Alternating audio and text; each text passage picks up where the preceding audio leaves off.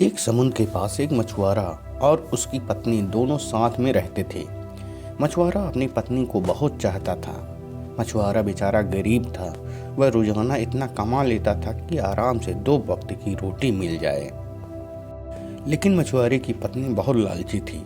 वह एक छोटी झोपड़ी और कम कमाई से बहुत नाखुश थी।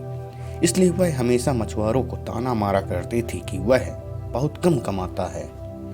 एक दिन वह मछुआरा समुद्र की तरफ गया और उसने जाल को फैलाया और मछली का इंतजार करने लगा। बहुत देर तक इंतजार करने के बाद भी उसको कुछ नहीं मिला। मछुआरा निराश होकर वापस घर लौट आया। खाली हाथ देखकर उसकी पत्नी ने चिल्लाना शुरू कर दिया।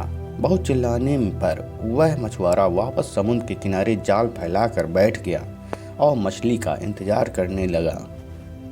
थोड़ी देर बाद एक मछली उसके जाल में फंस गई। वह उसको ऊपर खींचता है। उसने देखा कि यह कोई सामान्य मछली नहीं है। मछली को तड़पता देख उस पर दया आ गई और उसको वापस पानी में छोड़ दिया। मछली ने उसको धन्यवाद दिया। ठीक है, मुझे फिर से खाली लौटना पड़ेगा। मछुआरा की उदासी को देखकर मछली उससे पूछती है कि तुम उदास क्यों हो। मछुआरा बोलता है कि मेरी बीवी एक बहुत बड़ा घर चाहती है, लेकिन मेरे पास कमाने का कोई साधन नहीं है।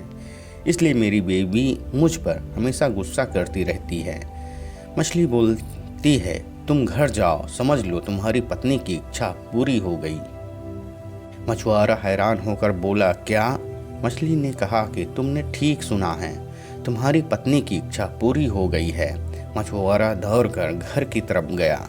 उसने देखा कि उसकी झोपड़ी एक पक्का मकान बन चुका था। ये देखकर मछुआरा हैरान था। वह समझ गया था कि वह मछली कोई मामूली मछली नहीं है।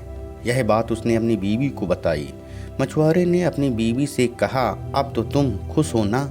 मछुआरे की पत्नी लालची थी। उसका मन नहीं भरा और बोली, मुझे इससे भी बड़ा घर चाहिए। उसने मछुआरे से कहा कि वह वापस मछली के पास जाए और इससे भी बड़े घर की मांग करे। मछुआरे ने मना कर दिया और बीवी फिर से चिल्लाने लग गई। मजबूरन मछुआरे को वापस मछली के पास जाना पड़ा। समुद्र किनारे जाकर उसने मछली को बुलाया और कहा कि मेरी बीवी को इससे भी बड़ा घर चाहिए।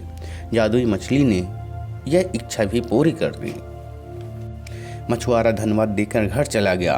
उसने देखा कि उसका घर बहुत बड़ा बंगला बन चुका है। अब मछुआरे ने अपनी बीवी से पूछा कि क्या अब वह खुश है, लेकिन उसकी लालच का कोई ठिकाना नहीं था। वह बोली कि उसको एक महल चाहिए। मछुआरा एक बार फिर उस जादुई मछली के पास जाता है और एक बड़े महल की मांग करता है। वह मछली बिना कोई प्रश्न किए उसकी यह इच्छा भी पूरी कर देती है। मछुआरे ने जाकर देखा कि उसका घर एक महल बन चुका है और उसकी पत्नी एक सोफे पर बैठकर आराम कर रही थी और उसके चारों ओर नौकर घूम रहे थे।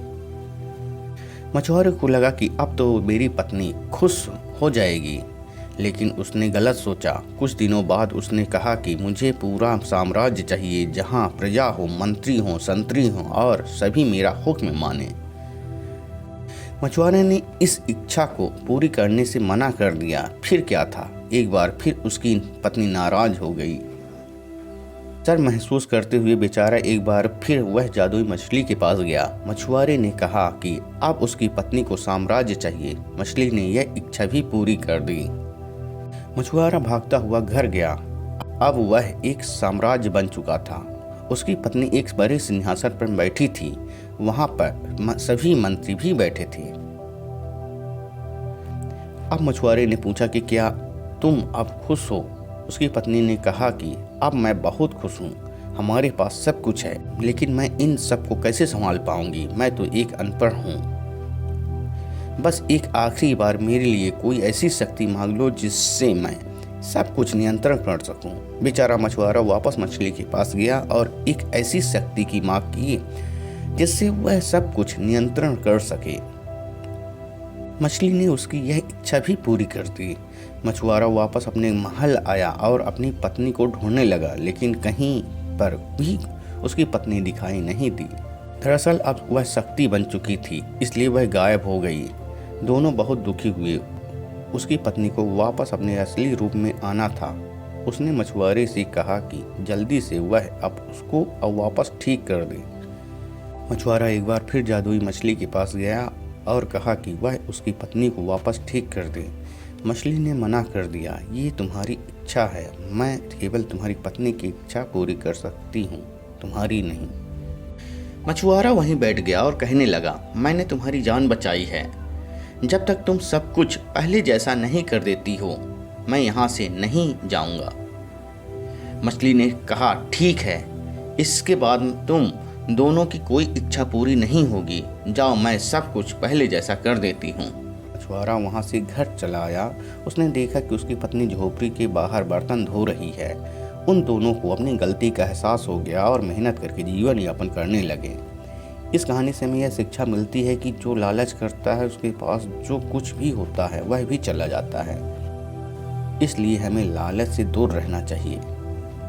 यदि आपने मेरे चैनल को सब्सक्राइब नहीं किए हैं तो सब्सक्राइब करें, वीडियो को लाइक करें और दोस्तों भी शेयर करें, ताकि जब भी मैं इस तरह की कहानियाँ यूट्यूब में अपलोड करूँ तो उसका नोटिफिकेशन आपको मिलता रहे। शेष जय हिंद।